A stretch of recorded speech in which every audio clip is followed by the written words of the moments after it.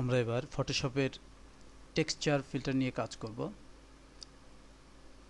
আমরা যে ইমেজটির উপর বা যে ডকুমেন্টের উপর টেক্সচার প্রয়োগ করতে চাই সেই ডকুমেন্টটি আমরা ওপেন করে নিব এবং আমরা ফিল্টার মেনুর টেক্সচার সাব মেনুর আওতাধীন যে কোনো একটি টেক্সচার নির্বাচন করব। আমরা এখানে নির্বাচনের পর এই ইফেক্ট উইন্ডোতে আমরা চলে এসেছি এবং যেখান থেকে আমরা আমাদের এই ইমেজে প্রয়োগকৃত ইফেক্টগুলো আমরা দেখতে পাবো বা টেক্সচারগুলো দেখতে পাবো। টেক্সচারাইজার নামে যে টেক্সচারটি রয়েছে আমি সেটি নির্বাচন করছি। লক্ষ্য করুন আমার যে ইমেজটি সেটি টেক্সচারাইজ হয়ে গেছে এবং এই টেক্সচারাইজারের বেশ কিছু মেনু রয়েছে, সাব মেনু রয়েছে বা অপশনস রয়েছে। সেখান থেকে আমরা কি ধরনের টেক্সচারাইজ আমরা এটা করতে চাই সেটি নির্বাচন করে দিতে পারবো। যেমন এটি রয়েছে ব্রিক।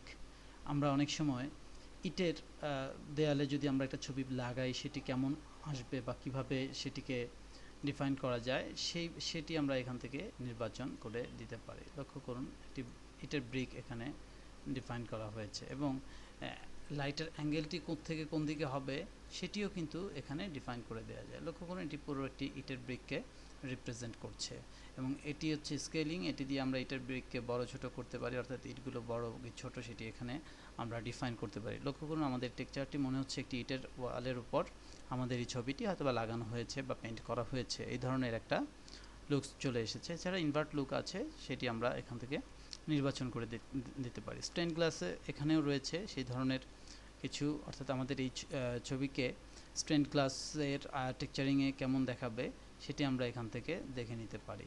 এখান থেকে আমরা আমাদের বর্ডার, লাইট ডেনসিটি সব কিছু কমাতে বাড়াতে এখান থেকে পারি। ঠিক একইভাবে আমরা যদি মোজাইক নির্বাচন করি তাহলে মোজাইকের যে টেক্সচার ইফেক্টটি এটি এখানে প্রয়োগ হবে এবং মোজাইক অনেক ধরনের মোজাইকের ইফেক্ট রয়েছে, তো আমরা সেটি এখান থেকে আমরা দেখে নিতে পারবো। মোজাইকের টাইলস আমরা যদি এটিকে ভাগ আরও বড় করতে চাই, সেপারেশনগুলো সেটিও আমরা এখান থেকে করতে পারবো। এভাবে করে আমরা আমাদের যে ইমেজে আমাদের প্রত্যাশিত যে টেক্সচারটি সেটি আমরা প্রয়োগ করতে পারবো।